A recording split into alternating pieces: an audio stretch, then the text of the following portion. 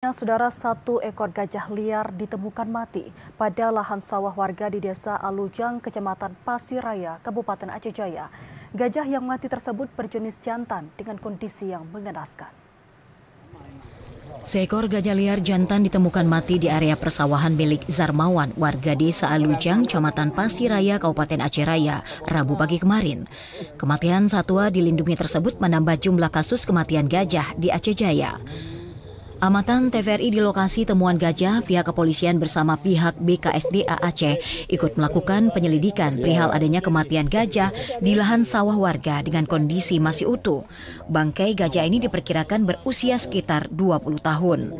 Penjabat Kepala Desa Alujang, Dedi Rosadi menyebutkan informasi temuan bangkai gajah di kebun warga telah dilaporkan ke pihak kepolisian. Pihaknya mendapatkan informasi temuan ini pada pagi hari saat aktivitas warga ke kebun.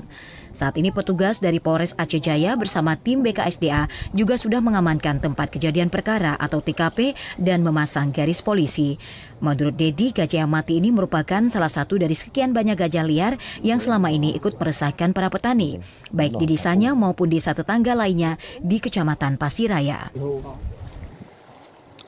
Benar, di Kampung Alujang pada hari ini Rabu, tepatnya tanggal 9 ditemukan gajah mati oleh seorang warga pemilik lahan setempat. Ya, informasinya tadi pagi kebetulan warga pemilik lahan ke lokasi. Dengannya ada informasi maka kami aparatur kampung langsung ke TKP untuk melihat apakah benar adanya gajah mati.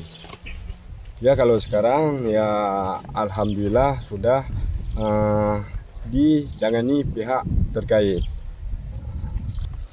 Ya, kalau menurut informasi kebetulan gajah yang mati ini adalah gajah yang masuk ke kawasan petani, bahkan tiap malam masuk ke kawasan petani. Bisa dikatakan membuat warga resah, bahkan petani di Kampung Alujang, khususnya di Kampung Alujang ini tiap malam orang pemilik kebun berjaga-jaga gajah.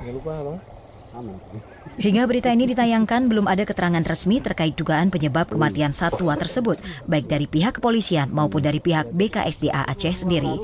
Dari Aceh Jaya, Musliadi, TVRI Aceh melaporkan.